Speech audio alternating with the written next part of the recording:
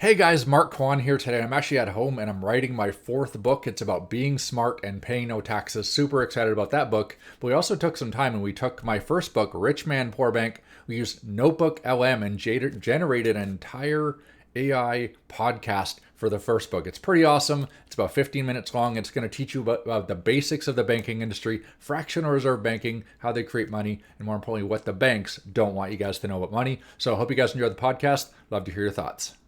Ever feel like you're running on that financial treadmill? Like you're following all the rules, but not really getting ahead. Yeah, for sure.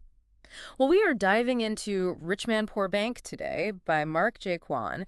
And this book, let me tell you, it is a total perspective shift. Yeah. And it's not about, complicated Wall Street jargon or anything like that. Right. It's really about how the everyday financial system, the stuff we all deal with, might actually be working against us, not really for us. It really challenges like those ingrained beliefs about money Yes. that a lot of us just kind of take for granted. Exactly. And one of the biggest ones, right, this whole good credit thing, Yes. we're basically told that if our credit score is not, like, stellar, we can't really function in adult life.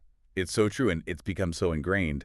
But the book kind of cleverly points out how that benefits banks way more than it benefits us. Oh, absolutely. They're not just offering credit, they're encouraging us to use it in a very specific way. That's where those labels come in, revolvers and deadbeats. Yeah. Which, okay, a little dramatic, I'll admit, but it Right. instantly made me pay attention, right? Like, Right. what are we talking about here? It's all about getting you to see the pattern. The revolver, that's the ideal customer for a bank, right?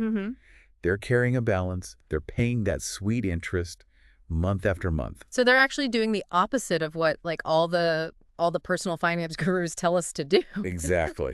Exactly. The bank makes money when we stay in debt. Wow. The deadbeat, on the other hand, they're the ones who pay their balance in full every month.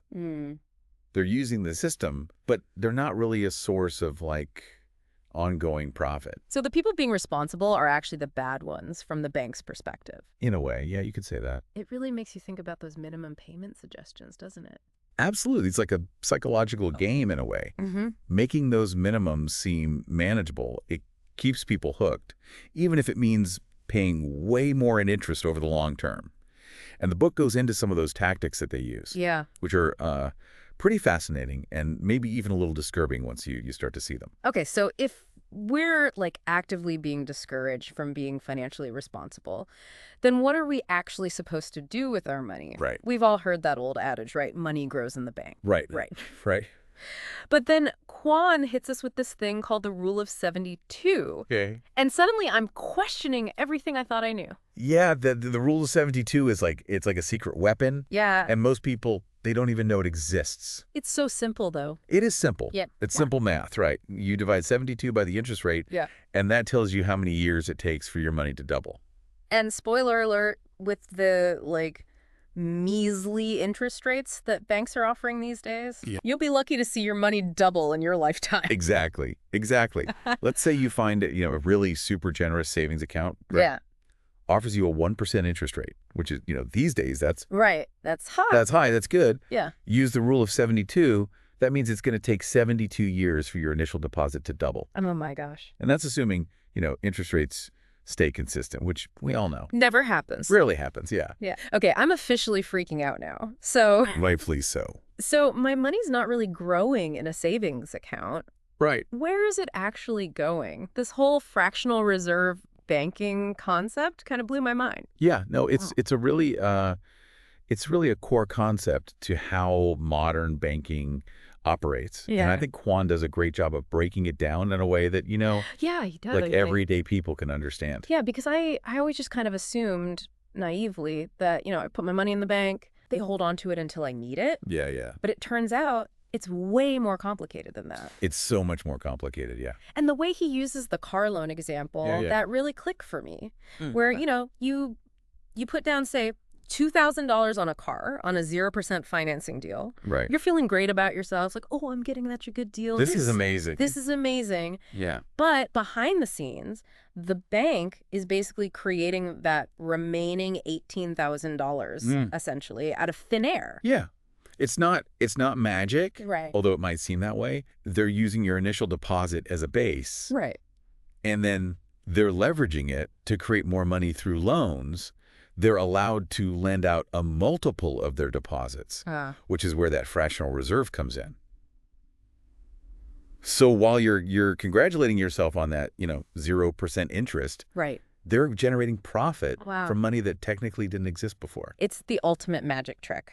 It really is. It Yeah. really is. It makes you wonder who's really in control. Yeah, exactly. Like this whole system, it seems designed to benefit them, not us. It's not necessarily about malicious intent or anything like that, Right. but it's crucial to just understand the mechanics of it Yeah. so that you can make these informed decisions. And that's what I appreciate about Kwan's approach, is Yeah. he doesn't just like criticize the system to criticize it. He's actually giving us the tools to navigate it more effectively. Exactly. And it's not just about, interest rates and loans and things like that. Right. Kwan also dives into how inflation plays into all of this. Yeah. And you start to realize pretty quickly that the inflation rates that, we're constantly being told Right.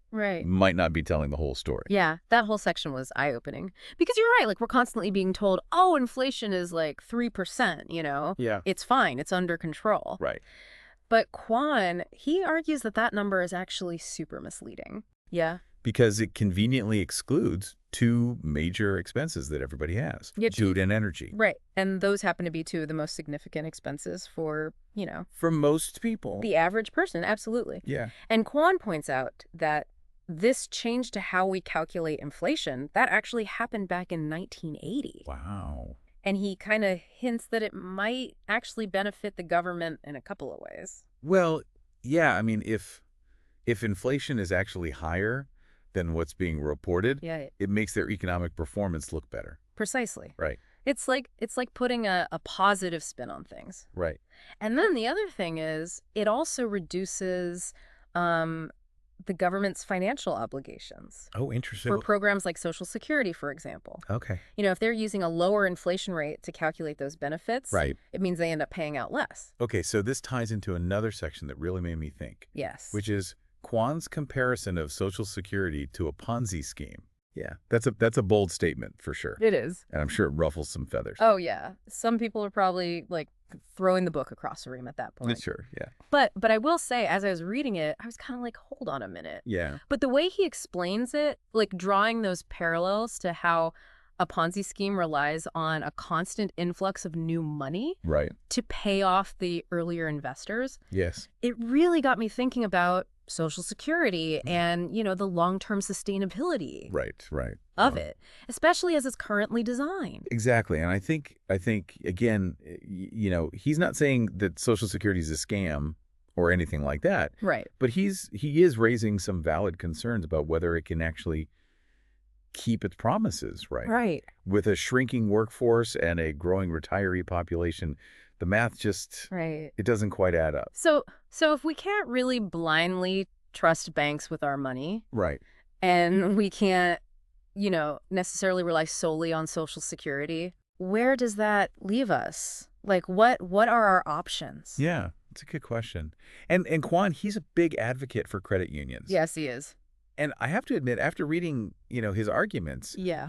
I'm starting to see why. Yeah, I mean, they offer a very, very different model compared to your kind of traditional bank, right? Totally. Credit unions are member-owned, Okay. so their priority is really serving those members, Got it. not chasing those profits for shareholders. So that translates to like actual tangible benefits for those members. Oh, absolutely. Like what?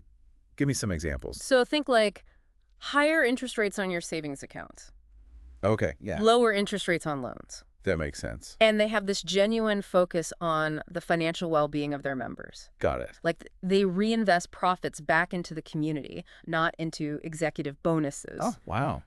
Interesting. And the best part is they offer a lot of the same services as banks. Okay. So you're not really making a sacrifice. Got it. Okay.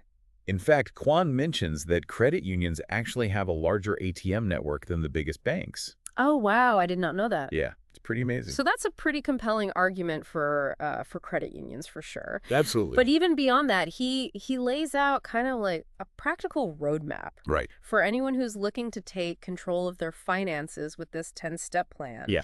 And he really stresses that you don't have to be a financial expert to understand it or even to implement it. Exactly. It's all about taking these small, manageable steps Right. that can lead to big changes over time. Yeah, and it's those small changes that we can actually stick with. Exactly. Exactly. It's about progress, not perfection. Exactly. So for our listeners who are, eager to take action, like what are some of the maybe like the top like 2 or 3 things that he really highlights as like those first steps? Sure. Well, for starters, he's a big proponent of, embracing that deadbeat mentality. Okay. Right. Which again, it sounds a little jarring at first. Right. But we know what it means. It's not about avoiding credit altogether. It's about using it strategically Got it. to your advantage, like leveraging those rewards programs, Okay. but always paying off your balance in full every month. Right. Avoid those interest charges like the plague. Exactly. Yeah. So that's a big one. Got it. And then, going back to what we were just talking about, finding a credit union in your area Okay. and exploring their services, Great. seeing what they have to offer. And then another one is starting small with mutual fund investments, Okay. which basically a mutual fund is it's like a basket of stocks or bonds Right. that allows you to diversify your investments without having to pick and choose individual stocks yourself. Right. Which can be super intimidating. Very intimidating, especially if you're not, a financial expert. Exactly. And then finally, he also recommends, carefully reviewing your mortgage terms. Seeing if refinancing or even just renegotiating could potentially save you a lot of money. It's so interesting because it feels like all of this is about being proactive Yes. and taking control instead of feeling like we're just at the mercy of a system that may not have our best interests at heart. 100%. You hit the nail on the head. It's about being empowered. It's like he's handing us this like toolkit, right? Yeah. To like rebuild our relationship with money from the ground up. Totally. And it's not about, get rich quick schemes or, any of that kind of stuff. No. It's about understanding the rules of the game so that you can actually win. It's about leveling the playing field a little bit. Exactly. Yeah. Because right now it does feel like if you don't know these rules, Right. you're playing at a disadvantage. Yeah, it's like playing with like half the cards. Yeah. You Exactly. don't even realize what you're missing. And I feel like so much of the personal finance advice out there, it can feel very much like, I don't know, shame and deprivation. Like, stop spending, cut back on lattes. And it makes you feel bad about yourself. Yeah. Yeah. But Kwan's approach, it feels different. It feels more like knowledge is power. Yeah, absolutely. It's about understanding your options and making choices from like a place of knowledge rather than fear. Yes, exactly. And he even touches on that, like the emotional side of money. Yes. Which I thought was really interesting and like refreshing to hear in a book about finance.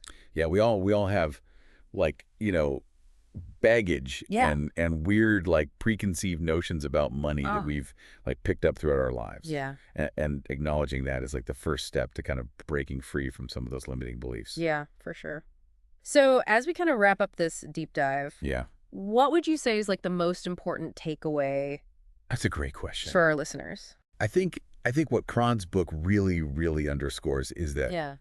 our financial lives are not predetermined. Right. We have more agency Yeah. than we often realize. Mhm. And even small, informed choices Yeah. can make a significant difference over time. Yeah. It's about asking questions, Right. challenging assumptions, Yes. and just, figuring out what works best for you. And I love that. Figure out what works best for you because it really is about that, right? Like what works for one person might not work for another. Exactly. There's no one size fits all Yeah. when it comes to personal finance. It's not about, following some guru's, right. Exactly. prescription. Yeah. Find what works for you. It's about taking that first step, Right. whether it's, you decide to read Rich Man, Poor Bank. Yeah. Or, maybe you just start, you find a credit union in your area. Yeah. Or even just like you start a conversation about this with your friends or your family. Yeah. That in and of itself can be a huge first step. 100%. Right. Just starting to think about it differently. Yes. Yeah. Because knowledge is power. Absolutely. The more we know about how this system actually works, Right. the better off we're all going to be. Couldn't agree more. It's been so great diving into Rich Man, Poor Bank with you today. This has been really eye-opening for me. Yeah, me too. And for everyone listening, we've given you a lot to think about, maybe even a little homework. So for all of you listening out there, here's a final thought to ponder as you go about your day. If you could redesign the financial system, what would you change? What would a system that truly serves the people, what would that look like? Keep that question in mind. Who knows? Maybe you'll be the one to come up with a better way forward. Thanks for diving in with us.